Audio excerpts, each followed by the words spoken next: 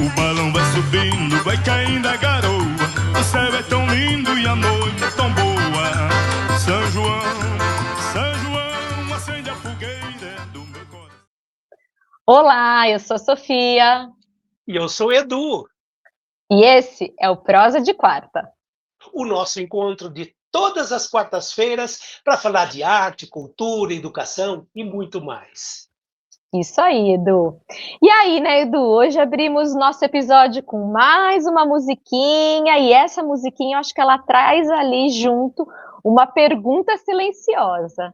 A gente, com certeza, se remete à festa junina, se remete a esse momento, ainda mais no dia de hoje, 24 de junho, e uma festa que surgiu há tantos séculos, continua emocionando e envolvendo tanta gente, né? Sem dúvida. E faz parte da nossa história de vida pessoal de cada um, né?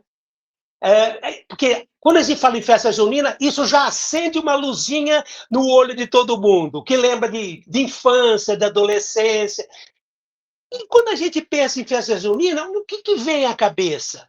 Vem fogueira, vem a questão do milho, as bandeirinhas, a quadrilha, o quentão. O que será? Edu, tudo isso que você enumerou, eu também fui lembrando, fui sentindo o cheiro, fui vendo essas imagens. Mas será que toda essa festa, a festa junina que a gente chama aqui, é só isso? Só essas imagens, será que fazem parte dela? Olha, é isso que a gente vai ver hoje, Sofia. Hoje nós vamos conversar um pouquinho sobre as origens dessa tradição, as transformações que ela sofreu no Brasil, as diferenças em algumas das regiões brasileiras. Não vai dar para falar de tudo, porque o nosso país é gigante em todos os sentidos. E até uma curiosa aproximação que as escolas brasileiras vêm fazendo durante muitos anos, que é entre a nossa cultura caipira e a cultura country norte-americana. Porque nós dois, como sou professores de inglês, lógico, vamos puxar a sardinha para nossa brasa, não é? Um pouquinho, acender essa fogueira, não é isso, Edu? É verdade, tudo isso que você foi falando, com certeza. A gente não vai conseguir falar sobre tudo, até porque quando a gente começa a pensar nessas festas no Brasil, eu acho que essa festa junina, ela vai acabar dizendo um pouquinho mais desse nosso país do que a gente pode imaginar. É verdade. Por isso, que a gente vai ver que também, né, na celebração das festas do mês de junho, o Brasil é um país marcado pela diversidade, né? Veja você, muita gente aqui no Sudeste chama festa junina. No Nordeste, chamamos de o São João. Mas junho é um mês ocupado por 3 outros santos também. Isso mesmo, Edu. Então, São João é hoje, 24 de junho, né? Mas a gente não pode esquecer de outros santos. Então, teve Santo Antônio, que é comemorado dia 13 de junho, São João, 24, e no finalzinho do mês, dia 29, São Pedro. E é interessante que cada um desses santos, eles acabam tendo algumas tradições próprias. Por exemplo, Santo Antônio, que foi aí na metade do mês, ele é conhecido pelo santo casamenteiro.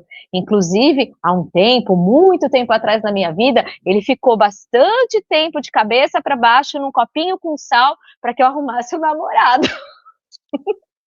E a noite do dia 12 para o dia 13 de junho é quando se faz como é que se chama aquelas tradições? As superstições de papelzinho escrito na água, para aquele que abrisse era o nome da pessoa com quem ia casar, né? Isso, aliança no bolo de Santo Antônio, aqueles bolos bem gigantes, e daí a aliança, quem pega o pedaço com a aliança vai ser a próxima a casar. Isso mesmo, Edu, você lembrou.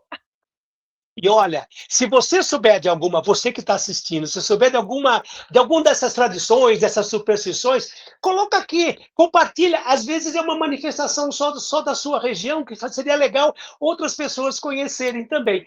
E tem o São João, que é o 24 de junho, que é marcado pela fogueira. A festa junina do São João, ela tem como elemento, o ícone, o grande ícone, é a fogueira, né? São João, acende a fogueira do meu coração. É isso mesmo, Edu. E aí, daqui a pouco, um pouquinho mais para frente, no final do mês, São Pedro.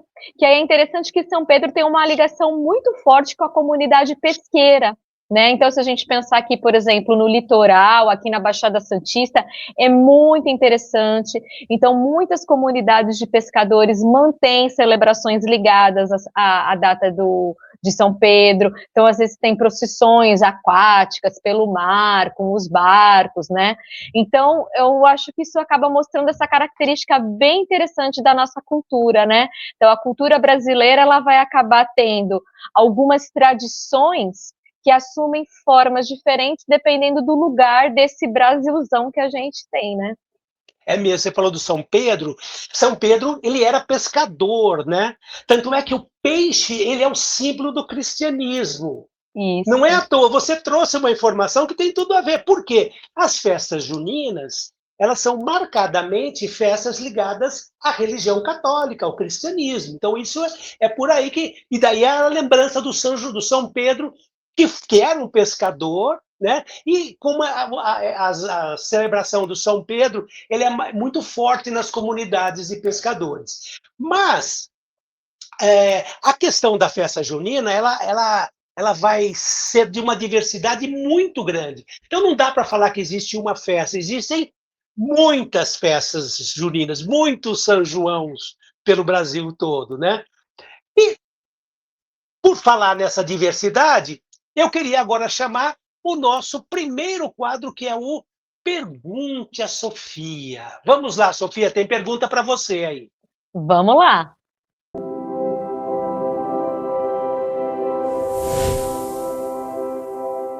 Sofia, quem mandou a pergunta hoje foi a professora Márcia Cristina, lá de Aracaju, a bela e simpática Aracaju. E ela pergunta o seguinte: por que as festas populares continuam sendo tão importantes no mundo cada vez mais digital?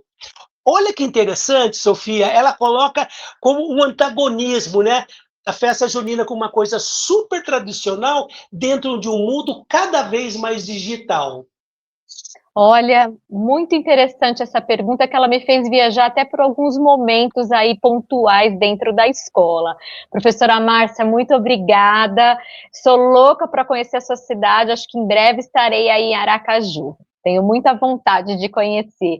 Obrigada por participar para a gente e despertar uma reflexão, né?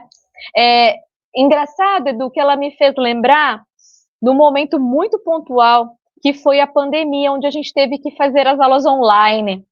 E aí chegou a época de junho, e para não deixar passar uma festa que é sempre muito tradicional na escola, fizemos uma festa junina nas telas. Mas isso não é igual, né? Porque, queira ou não queira, a tecnologia, por mais de ponta que ela seja, ela não vai conseguir substituir completamente a presença física. Né? Então, aquele de você sentir o cheiro, como você comentou agora há pouco, do quentão, do vinho quente, da pipoca, ouvir a música, estar junto, dançar com o colega ou dançar com a vassoura. Eu lembro uma vez uma turma que a professora fez a vassourinha, era a boneca que dançava, o que seja, juntar no quadrilhão no final. Então, assim, engraçado que essa pergunta da professora Márcia me remeteu a essa época, esse momento, né, bem pontual, que só aconteceu aquele ano, que era aquele ano onde a gente estava realmente totalmente afastado, né, sem a convivência diária da pandemia, e foi só aquele, a gente não via a hora de, no próximo ano, poder fazer uma festa junina como sempre foram as tradições, com essa presença, né. Então, se a gente for pensar, eu entendo que talvez essas festas populares, que já vêm há tanto tempo, envolvendo tantas pessoas, é um momento, sim, para que o pessoal consiga compartilhar aquele espaço, compartilhar a história. Então, aí muita gente vai se reencontrar. Eu lembro muito que nas festas juninas do colégio era um momento esperado muito pelos ex-alunos, para eles irem na escola para reencontrar os professores, contar da vida, e aí partilha essas músicas, as músicas as mais antigas, as mais modernas, memórias. Então, acho que esse momento de união e presença real física, ela acaba sendo um momento que constrói um pertencimento, que fortalece aqueles vínculos sociais, os vínculos da comunidade. Eu acho que esse ponto, por isso que elas continuam se tornando tão importantes. E aí elas vão vivendo junto com a tecnologia, né? Então, hoje, por exemplo, eu posso, de repente, estar transmitindo ao vivo o quadrilhão da escola para que alguém que esteja longe assista, mas não perde aquele momento, né? Acabei falando muito da festa junina escolar, porque é um momento, eu acho que é o lugar onde eu mais vivi festas juninas de escola. Mas a gente sabe que tem nas comunidades, nos bairros, nos clubes. Mas eu acho que é bem isso, é essa possibilidade da união, do pertencimento, da presença real e dessa troca humana que acontece nessas festas tradicionais, né, Edu? Isso mesmo. A pergunta da professora Márcia é muito legal, porque ela deixa cada vez muito evidente que as tradições culturais, ancestrais, elas acabam se impondo de qualquer maneira, porque todo mundo quer que ela continue.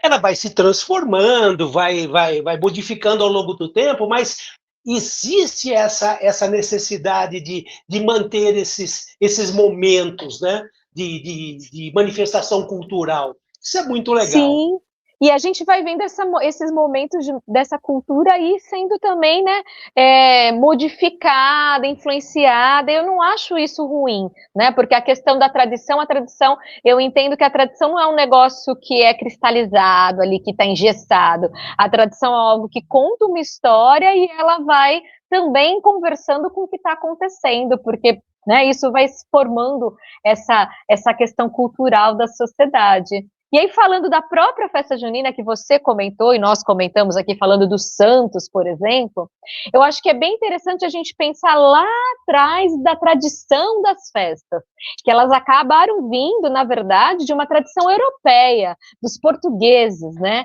Então, se a gente começar a olhar um pouco para as origens dessas manifestações da festa junina, elas nasceram na Europa, né, Edu? E agora voltando, então, indo bem lá para trás, né?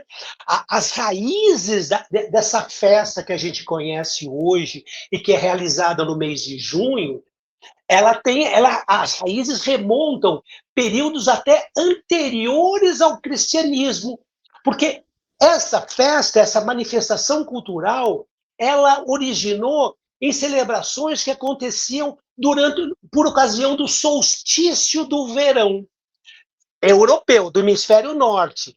E o solstício é o quê?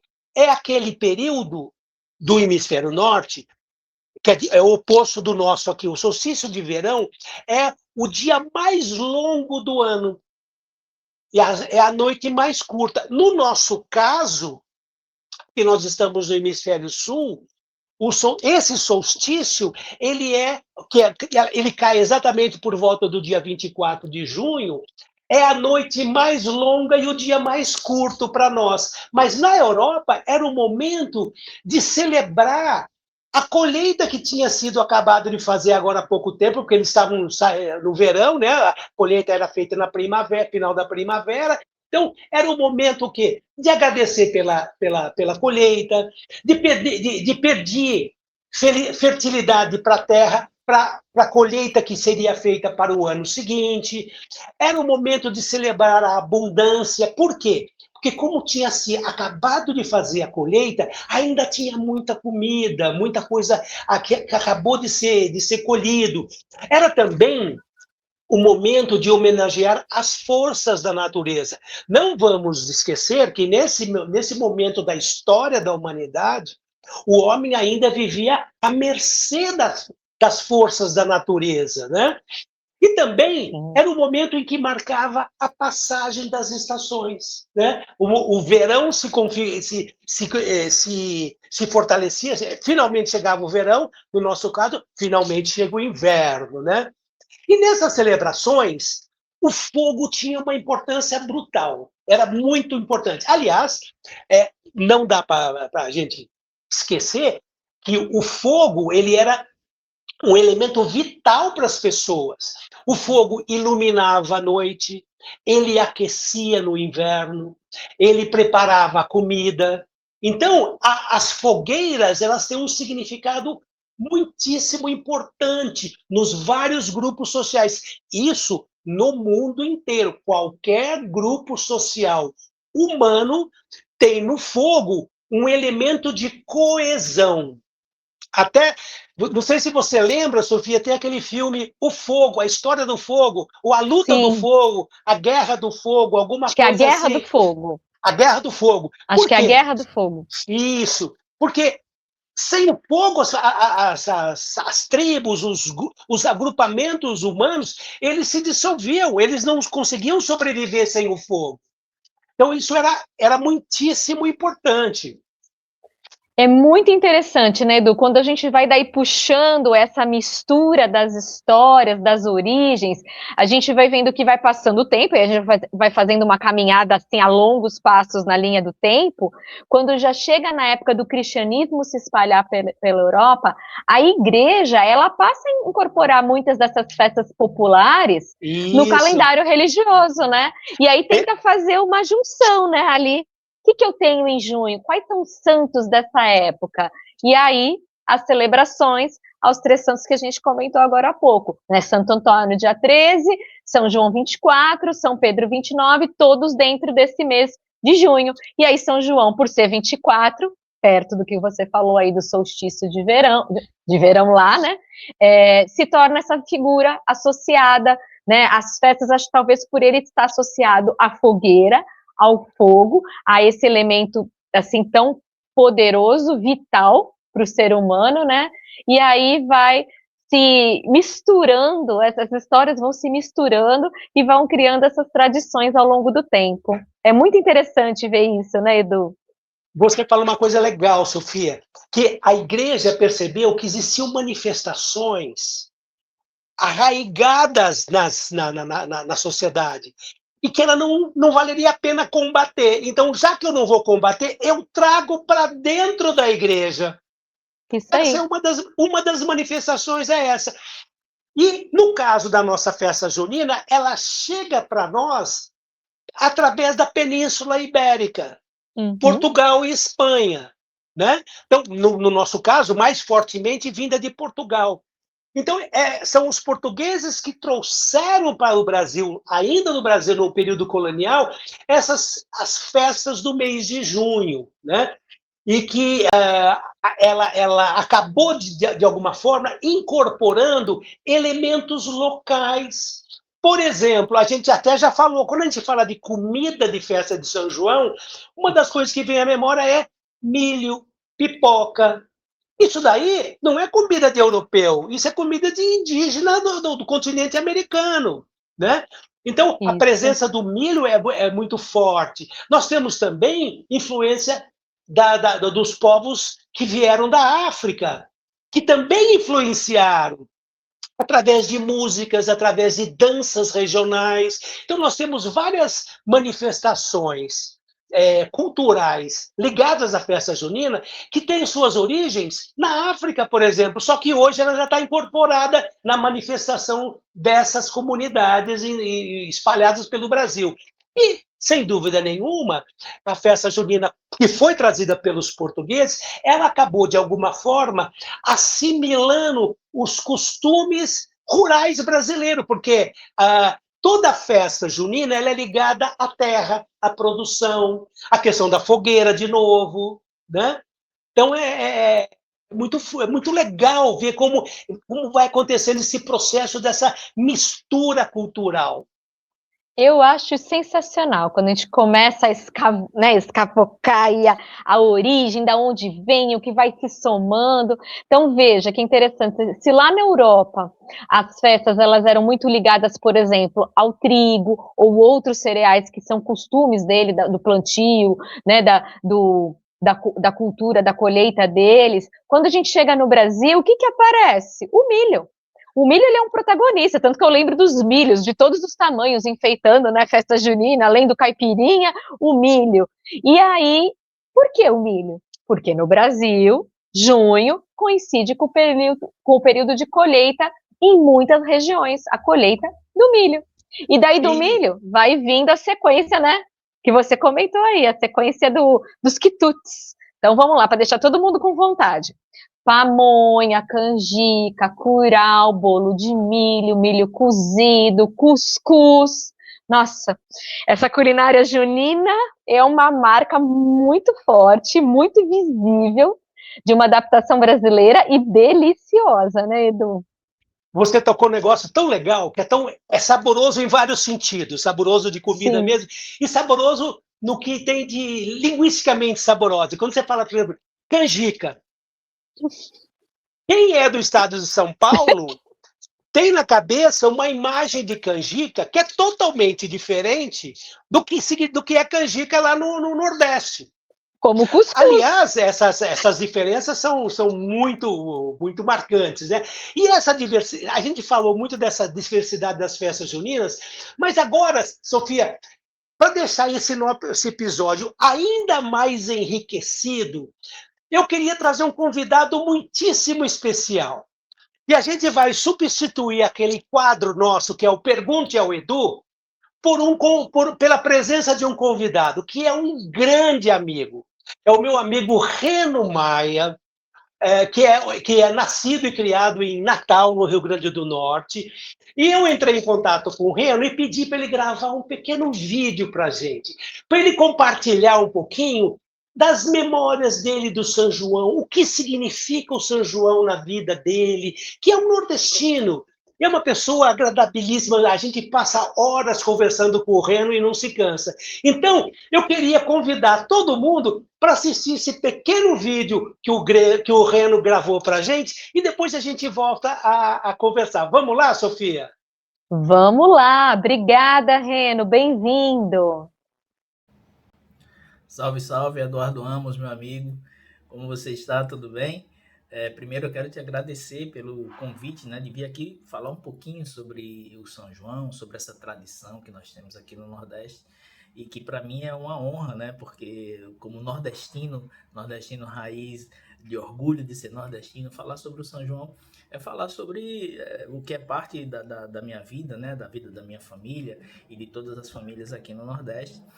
Nós temos um momento, né, um mês aqui no Nordeste muito especial, que é o mês de junho, para que a gente faça essas celebrações, essas comemorações das festas juninas, né? Eu tenho algumas lembranças de criança, né, quando meu pai e minha mãe levavam a mim e meus irmãos para uma fazenda que meu avô tinha aqui perto de Natal, no município perto de Natal, e onde ele, né, fazia aquela festa imensa ali para a comunidade em volta, né, os agricultores, as pessoas que moravam ali na comunidade em volta da fazenda, e que eram preservados todos esses elementos que tem a festa junina, né?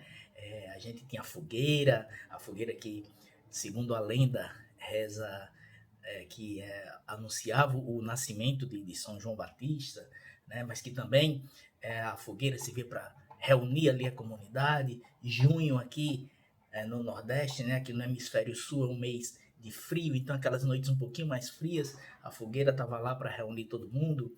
As comidas de milho, né, o milho, a colheita de milho é nessa época do ano, então tem muita fartura de milho, então milho assado, canjica, pamonha, né, cocada, arroz doce, todas essas comidas lá faziam parte dessa festa, né? A música, o forró, né? Meu avô contratava uma banda de forró e tocava forró, chachado, baião, esses ritmos mais nordestinos, né? A gente tinha também a parte da religiosidade nessas festinhas, né? Uma festa que reunia aquele povo todo, que era realmente muito bom. Eu lembro pequeno, né? Eu e meus irmãos, a gente correndo ali em torno da fogueira, escutando aquele forró, né? Tinha a religiosidade, casamento matuto, né? Meu avô patrocinava um casamento matuto que depois até virava casamento de verdade mesmo, mas no futuro, né? E então era um momento de celebração dessa cultura, né? Meu avô e depois meus tios, eles se preocupavam em transmitir isso para as outras gerações, né? Esse costume, essa festa, essa tradição, né? Então, o São João, para a gente aqui, é o ápice, digamos, da manifestação cultural do povo nordestino, né? Embora a gente tenha aqui no Nordeste também carnaval, enfim, o São João, ele é, eu diria para você que é a manifestação mais genuína do povo nordestino, né? A gente tinha também na festa as quadrilhas, né? E a quadrilha ela foi sendo, digamos assim, melhorada, mas sempre com alguns elementos tradicionais, né? A quadrilha que foi originada lá nos salões de festa franceses do século XVIII e XIX, que ainda hoje quem conduz a quadrilha, quem conduz a dança, utiliza palavras, né, francesas para conduzir a dança. Então, é uma coisa de tradição mesmo, que a gente valoriza bastante. E hoje, a gente tem espalhado pelo Nordeste quadrilhas estilizadas, danças maravilhosas, né, concursos para isso, e que ajuda demais a manter essa tradição do São João viva, né, para as futuras gerações de nordestinos e de brasileiros, né? Então, assim, é um patrimônio para a gente, é um patrimônio cultural que a gente tem muito orgulho aqui no Nordeste de manter, né? Manter para futuras gerações. Então, Eduardo, é isso. Minhas lembranças são lindas, né? E a gente espera celebrar e brincar muito no São João aqui. Tá bom, meu amigo? Muito obrigado. Grande abraço. Meu querido Reno, eu não tenho palavras para agradecer a esse depoimento seu, tão rico, tão cheio de detalhe e que engrandece esse nosso episódio de uma maneira que você não queira saber. Então, para mim, eu estou com o coração saltitante de alegria e quentinho, quentinho nesse inverno do sul aqui. Obrigada, Renan. Nossa, Edu, foi muito gostoso escutá-lo, imaginar, conheço o Natal não numa época de festa junina, Natal tem, assim, uma lembrança muito gostosa na minha vida, eu passei minha lua de mel em Natal, e um lugar lindo, mas não fui nessa época de junho, então o Reno deixou aí com gostinho de repetir uma viagem a Natal nessa época do São João, para aproveitar esse momento muito, muito bonito, diverso, né, do que a gente está acostumado, mas que traz também suas características lindas. Muito obrigada, Reno, foi muito legal essa partilha. Adorei, Edu, você ter trazido o Reno. Legal, também eu fiquei muito feliz. Dando um passo adiante, virando uma nova página nessa nossa caminhada, queria trazer um outro aspecto, Sofia, da nossa festa junina, que é a questão da dança. A dança ela tem um papel assim quase que central ao lado da fogueira, que a fogueira hoje em dia ela foi meio que deixada de lado por causa dos perigos e tudo que representa, né? Principalmente aqui no sul, onde quando nós temos esse período de inverno, toda a vegetação fica muito seca. Então, qualquer faísca pode provocar um incêndio. Verdade. Nesse sentido, o que nós temos hoje são fogueiras estilizadas. Monta-se uma fogueira, coloca uma luz lá por dentro para não ter um fogo. Mas veja você, para lembrar da existência da fogueira. Mas algo que continua ainda como central na festa junina são as danças. A quadrilha, principalmente aqui na região sudeste, né? Edu, quando você falou de dança, é verdade, né? Você pensa na quadrilha. Fala, o que você ia falar. Não, e é muito mais do que uma dança, ela tem a ver com a nossa história, tem personagens, tem uma narrativa, é toda cheia de humor. Eu tô rindo que eu tô lembrando da molecada, como eles adoram ensaiar essa quadrilha, geralmente, nossa, coisa de professora, memória de professor, né? Eu fico lembrando geralmente os terceirões, né? Os terceiros do médico estão se despedindo, geralmente a última dança, e aí eles fazem essa quadrilha, eles se envolvem, então é uma mistura, né? Uma mistura de teatro, de dança, e aí isso também foi escalando, né? Saindo do ambiente escolar, a questão das quadrilhas, hoje existem festivais com campeonatos, com muita gente envolvida. Aqui na minha cidade tinha, não sei se ainda esse ano vai continuar tendo, mas eu lembro que tinha, e tem os grupos, igual a escola de samba, claro, não com um tamanho, mas com os nomes, então a quadrilha tal, a quadrilha X, Y, Z, são coisas impressionantes, né? Então, isso movimenta muito, muita gente, muitas pessoas, e realmente acaba se tornando um espetáculo cultural, né, Edu? Olha, no Nordeste, a quadrilha, você falou, ela é muito parecida com a questão com a escola de samba aqui no Sul. Uhum.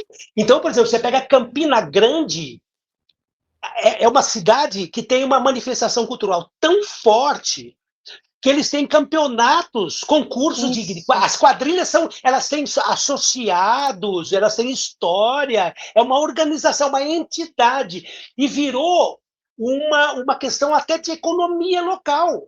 A festa junina, ela tem um impacto na economia, por exemplo, de Campina Grande, que é assustador. E a presença das quadrilhas, tem quadrilhas de outros estados que vão competir lá, vão se apresentar em Campina Grande. Então, isso é muito interessante. Isso mesmo, Edu. Já vi vários locais também que tem esse movimento muito legal. E no caso de nós aqui do Sul, do Sudeste, eu posso falar porque eu falo basicamente do Sudeste, porque é a região onde a gente vive, né, Sofia? Mas no nosso caso aqui, um ponto que é muito legal da festa junina são as quermesses, que acontecem nas paróquias, na Praça da Matriz, na Praça das Igrejas, nas escolas também. Mas a quermesse, ela é uma manifestação comunitária. Ela tem a ver com a organização da comunidade em torno da igreja. Então, a quermesse marca muito a minha vida. Eu tenho lembranças incríveis de quermesse. Nossa, Edu, eu também. E aí espalhando mesmo, além da escola, né? Porque eu acho que a quermesse, né, é um movimento organizado por toda a comunidade, né? Então, muito mais que às vezes arrecadar fundos, muitas vezes tem essa função, né?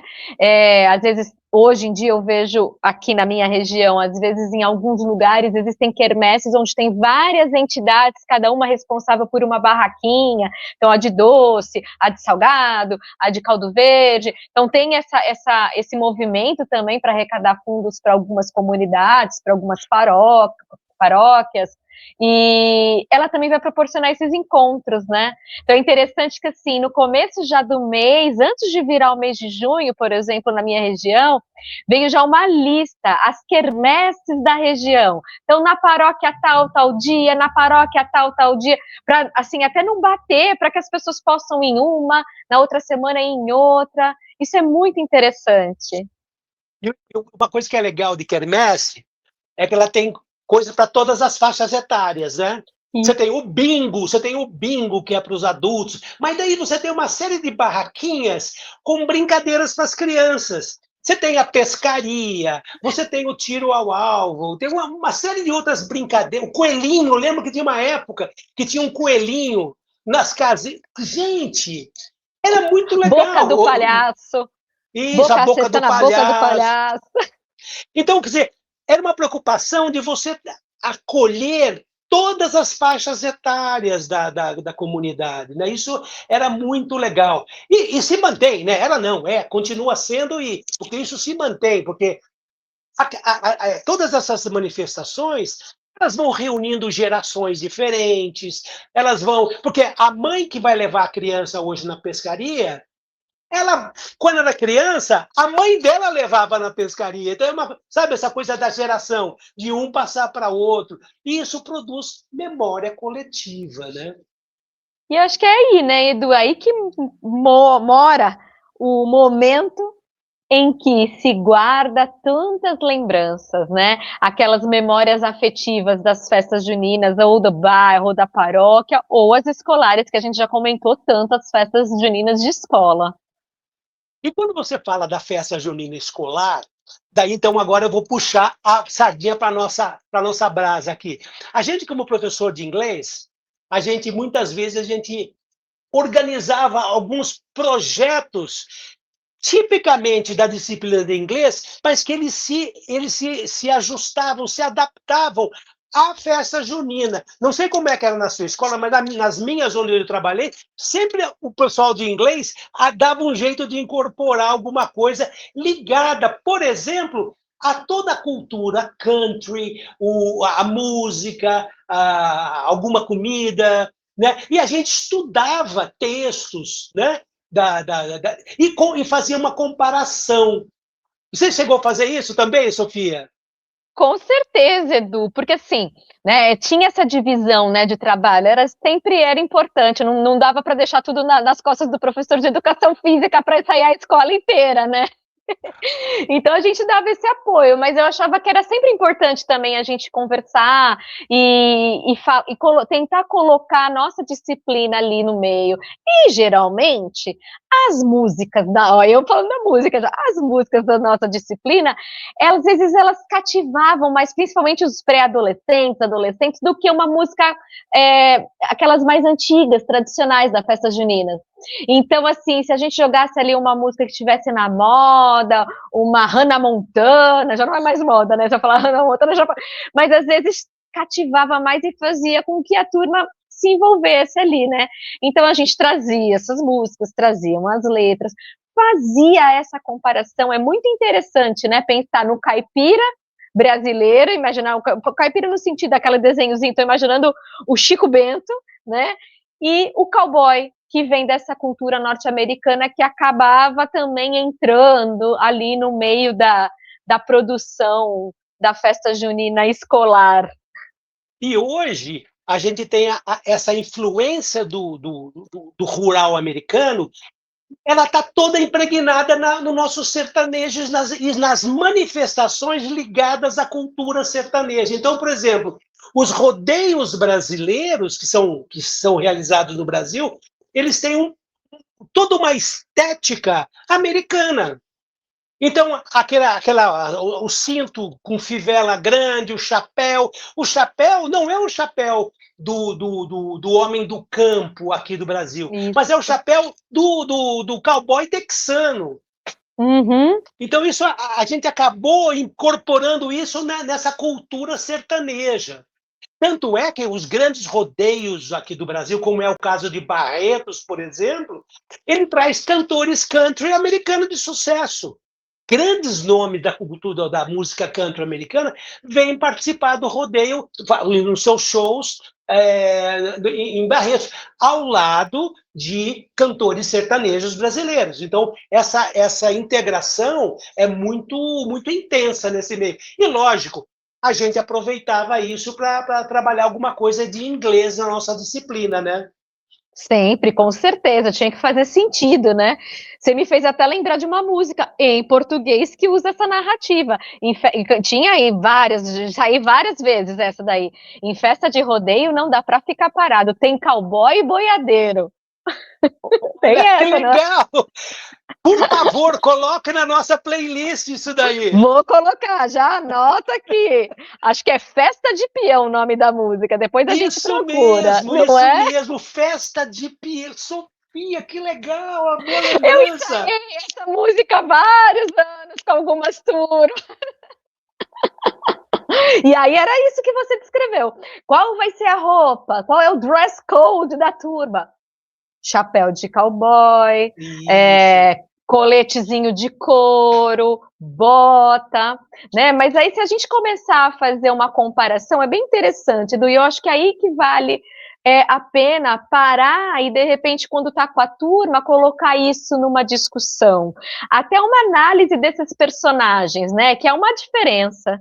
Se a gente pensar nesse cowboy americano, ele vai geralmente sempre ser representado por uma figura individual, né? Ele é ligado àquele mito da fronteira, né? Da questão que traz tantas discussões. A gente pode ir ampliando aí a discussão para muitos, muitos outros temas geopolíticos. Há também a questão da aventura, a autonomia. E se a gente pensar naquele personagem da festa junina, seria do interior, né? Que a gente chama do caipira, no bom sentido, né? Não no sentido negativo da palavra, não.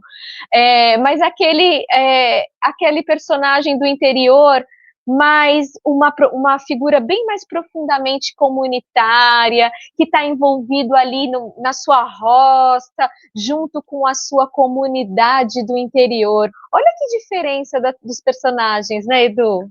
É verdade, e você falou o cowboy com esse personagem mais solitário, e o nosso homem do campo, quando ele vai para a quermesse, ele nunca vai sozinho. Ele sempre vai acompanhado, ele vai com os amigos, ele vai com a esposa, com a namorada, e se não tem namorada, ele arranja uma namorada na quermesse, porque daí tem o correio elegante. Isso! É Então, isso mesmo. essas comparações culturais são muito legais, porque é uma maneira também de a gente olhar para a nossa própria cultura. E quando a gente fala de alunos, isso é muitíssimo importante. Essas comparações, esses estudos comparativos, né? Que nos permite lançar esses olhares diferentes para a nossa cultura. E olha que interessante, vai se amarrando, né? Se a gente voltar lá no início da história que você comentou, lá para os celtas, e aí a gente vai passando para a Península Ibérica, para Portugal, para o Brasil, para o interior do Brasil, para as várias regiões do Brasil, e aí depois a mistura com essa cultura americana que está envolvida, essa cultura norte-americana que está envolvida, e também se misturou na festa, vai formando, como a gente costuma falar. Olha, gosto de lembrar dessa imagem de um dos episódios anteriores que você falou, um grande mosaico da festa junina. É verdade. Mas, Edu, já agora caminhando para as nossas reflexões finais, pensando em todo esse nosso debate, né, o que vai ficando nessas histórias, desde lá do solstício de verão, do agradecimento à colheita, até algo tão moderno, tão atual? O que foi ficando, o que foi mudando, né? Acho que a gente pode perceber que essas festas juninas, elas têm algo que ficou, mas algo foi sendo alterado, ampliado, olhado de uma forma diferente. Mas se a gente for ali olhar, esmiuçar tudo, a tradição permanece, né, Edu? Opa! E daí vem aquela imagem, né? Me lembra aquela frase musical. Aliás, está no fundo. Isso daqui tá muito bom, isso daqui tá bom demais. Gostei. Mas tudo que é bom demais, Sofia, uma hora chega ao fim. É e verdade. A gente tá com isso, encerrando esse episódio que teve um gostinho de quentão, um gostinho de pipoca de milho cozido aqui do nosso Sudeste. Então, nós estamos encerrando o nosso episódio e sempre no final a gente gosta de lembrar que já está disponível lá no nosso perfil do Substack uma série de atividades pedagógicas para trabalhar de uma maneira multidisciplinar várias das questões que a gente trabalhou aqui. Isso mesmo, Edu. E aí essa mistura, né? Talvez essas festas juninas, o São João que tem por aí, não fale só dessa comida, da dança, da música, de toda essa sequência que você falou e já me deixou com água na boca, para ir correndo para uma quermesse agora, mas fale também, né, da memória, do pertencimento, da comunidade, da identidade. Eu acho que tudo isso, junto e misturado, pode ser trabalhado, pode ser levado em conta, junto com os ensaios da festa junina, que a gente sabe que acontecem esse mês pelas escolas por aí, e tá tudo nesse material mesmo, Edu. Então, isso mesmo. Aproveitem, né, Edu? Que eles aproveitem, que nossos colegas aproveitem, continuem nos acompanhando, compartilhando o vídeo, curtindo o vídeo, deixando comentários, se inscrevendo no canal e espalhando a nossa prosa por aí, né, Edu? Com certeza. E quarta-feira que vem, a gente está aqui de novo para mais um papo gostoso. Com certeza. Até lá. Tchau, tchau. Olha, isso aqui tá muito bom. Isso aqui tá bom demais. Olha que tá fora que entra, mas quem tá dentro não sai, pois é. Olha, isso aqui tá muito bom. Isso aqui tá bom demais. Olha que tá fora que entra, mas quem tá dentro